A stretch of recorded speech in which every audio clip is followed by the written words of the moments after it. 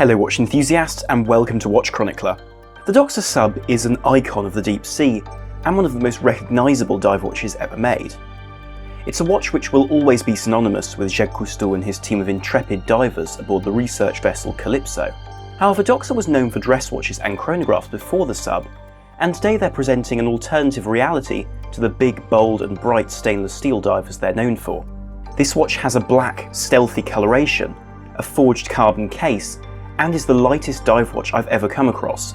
This is the limited edition Doxa SUB 300 Carbon, and this video is its first appearance on film before its official release in August. The question is this a new answer to Doxa's iconic dive watch? To understand this unique watch, you really have to consider why Doxa created it in the first place.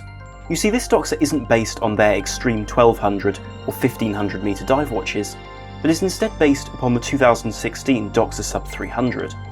This watch, a limited edition, commemorated the 50th anniversary of the Doxa SUB 300's launch with a beautiful small dial, a box-domed sapphire crystal, and a much slimmer case. Designed from the ground up as a new answer to dive watches, the original SUB was tested in Lake Neuchâtel to prove its unique sawtooth bezel design and orange dial in the mid-1960s. By 1966, the first versions of this new dive watch were being manufactured, but not before Jacques Cousteau agreed to market the watch through his US divers company, a subsidiary of Aqua Lung. This watch was unique in almost every way, with its vibrant orange dial, wildly different hands with an uncommonly but entirely sensible larger minute hand as the most important element for a diver, and a bezel which presented no decompression times to a diver in an easily legible format.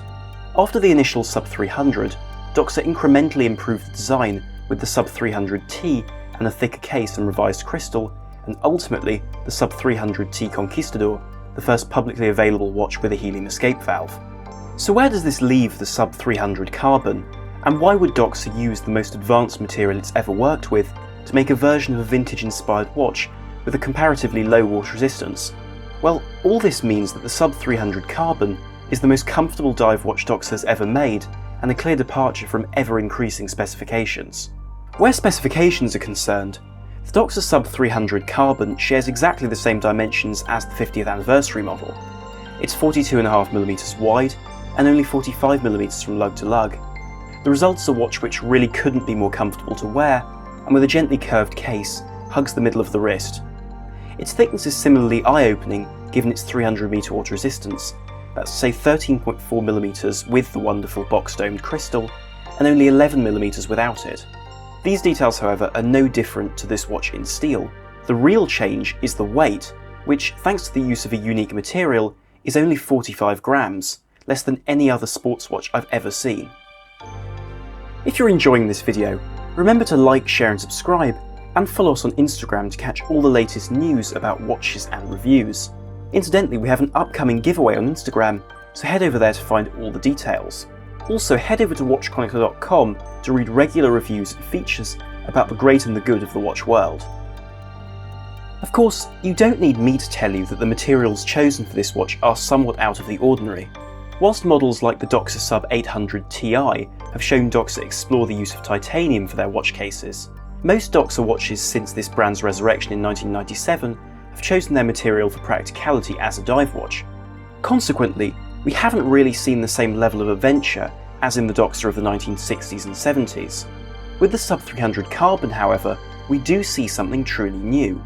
The outer case, bezel, crown and dial are formed from short strands of carbon fibre soaked in resin and then forged under pressure. The result is a very strong and very light construction, although, for water resistance, the inner case and caseback are titanium. The dial of this watch might just be the most charismatic part, because like the case, this dial is made from forged carbon, a choice which gives the dial a black colour and thus the effortlessly cool epithet of Shark Hunter. More interestingly, it also lends the dial a very three-dimensional appearance. But if Doxa had stopped here, I reckon that this watch's vintage demeanour and case dimensions might have seemed incongruous, but they didn't. Instead, they added the Aqua Lung logo in exceptionally even and sharp print. The story of this logo is that it was added to a handful of examples in period, but due to the black outline of the logo, which I hasten to add hasn't been added to this already black dial, interfered with the reading of the time and was replaced by a plain black or white outline. As such, adding this yellow on black logo to this watch adds an intangible touch of whimsy for a different time, which I think is extremely charming. Otherwise, the dial is very much the same as on previous vintage style sub 300 models, with printed markers and text and painted hands. The finishing isn't bad either, but then again it isn't exactly perfect. There are minor alignment issues with the Superluminova application, but the printing itself is very clean and precise. When the lights go out, this watch shows just how far Doxa have come with their dial design since the 1960s. Whilst the hands of this watch are larger and the bezel is luminous, the size of the lume plots remains small when compared to more modern variants, thus limiting legibility to a small degree. Even so, the dial and hands glow for a fair few hours, but don't expect anything extraordinary in this regard, especially when put next to the brightest of dive watches today. When talking about any Doxa sub, the matter of the unique bezel simply can't be ignored, and in forged carbon, there's plenty to discuss about this watch. There's also a different emphasis for this watch, as unlike steel, there are no brushed or polished surfaces, but rather just a change in colour to set the no decompression scale apart from the fully graduated timing bezel. An aspect to note is that since the original bezel from 1967, Doxa have moved to a feet-based no decompression scale rather than the meters of the original. Something which stands out immediately is the quality of the bezel scales. These are inlaid paint in crisp white and bright yellow, which very accurately match the dial coloration to create a well-unified design, and also match the crown.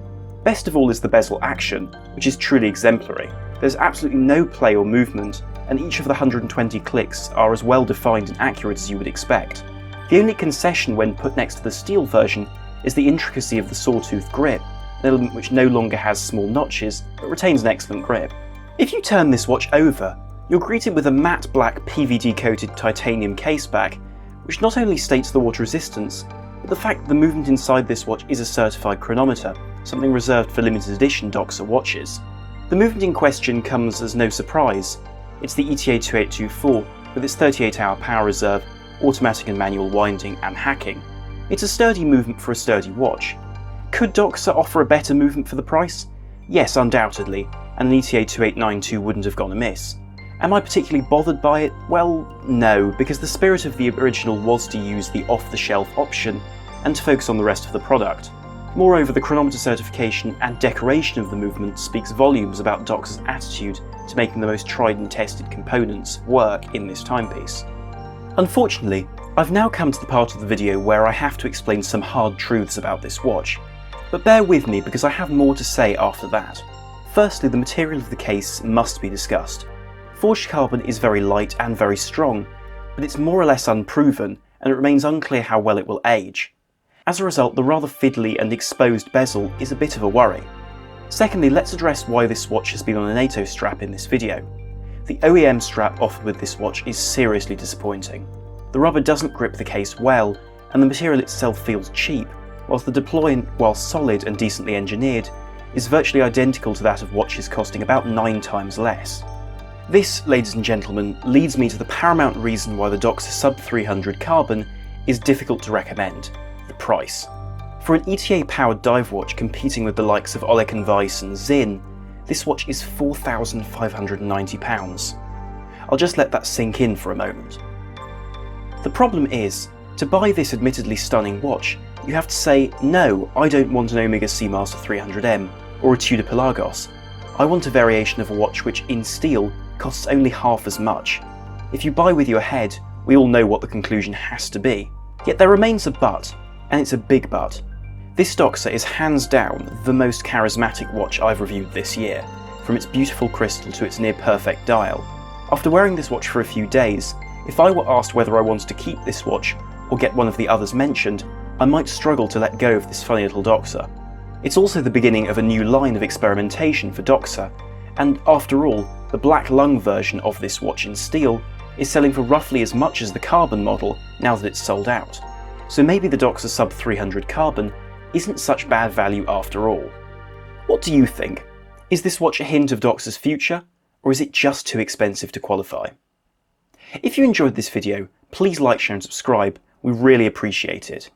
Thank you very much for watching. This is Armon from WatchChronicler.com. Out.